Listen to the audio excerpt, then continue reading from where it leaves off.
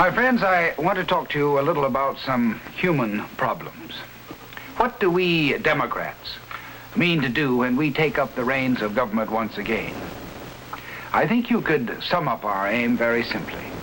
We mean to return the public interest to the center of public policy and to restore the sense that government is the concern not of a single dominant economic interest, but of all the American people. We will tackle the problem of agriculture in order to restore farm income to fair levels. We will seek to protect the place of small business in our free enterprise system.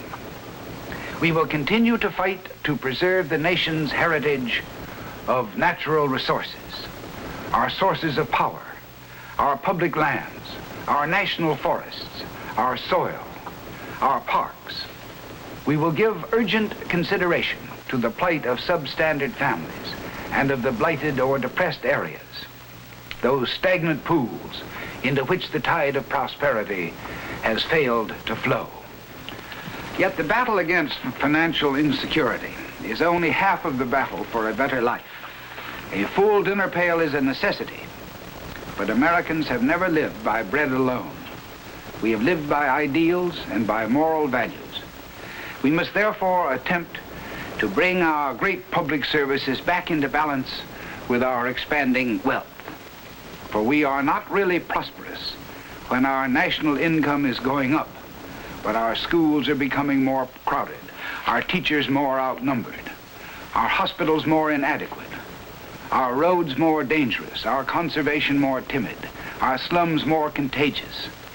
Sure, the figures on the paycheck are important, but is a family really prosperous if it lives in an urban jungle where juvenile delinquency takes growing children for its prey?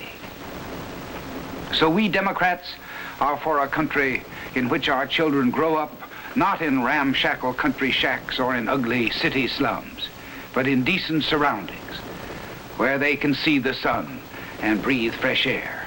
We are for a country where our children go to school, not in crowded classrooms or in basements or in half-day shifts, but in decent buildings with good teachers, proud of their responsibility.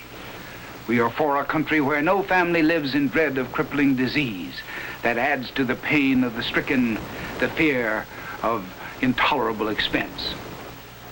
We are for a country where older people are not doomed to live out their last empty years with only the solace of a small pension.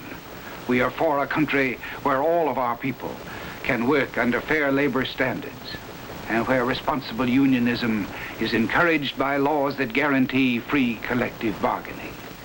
We are for a country where we defend the liberties of all by defending the liberties of each, where the Bill of Rights and the Golden Rule are part of our being, where there is freedom to think, to speak, to doubt, and to dissent, and to be yourself. And we are for a country where no family's aspirations are bounded by unyielding barriers of race or religious prejudices. These are some of the things we have not yet fully achieved. And because we have not, there is among us a spiritual uneasiness, an empty feeling, a feeling that we have settled for too little, that we have accepted today's creature comforts at the price of the old ennobling dreams. To see all of these things is not to see failure, but only the job that still needs doing. America is well and strong above all nations in all time. We are the luckiest people in the world, and we know it. To see these things and to roll up our sleeves and start doing something about them is only to suggest, if you will, what we Democrats are for.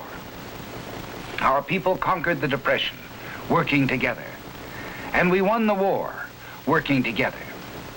But we have not learned to work fully together to use the fruits of our abundance for our broader welfare, for our programs for education, for hospitals, for slum clearance and urban rehabilitation, for social security. None of these things, which we must do together, has kept up with our expanding national wealth.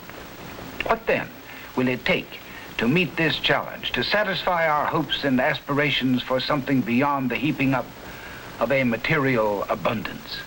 Well, it will take a willingness to do together what cannot be done by individuals alone. It will take a leadership which has faith in the future and vision and an understanding of what the people of America really want and of how much they really want it. It will take government which finds its mandates in consideration of the general welfare and of no single interest. It will take a refusal ever to be satisfied, a vision of an America growing ever more beautiful, and a freedom ever more complete. A deep conviction in the continued perfectibility of the human spirit. It will take the full-hearted belief of all of us that we in America have only just begun to live. These, and nothing less than these, are our hopes and our aspirations. Vote for Adlai Stevenson in the Pennsylvania primary Tuesday, April 24th.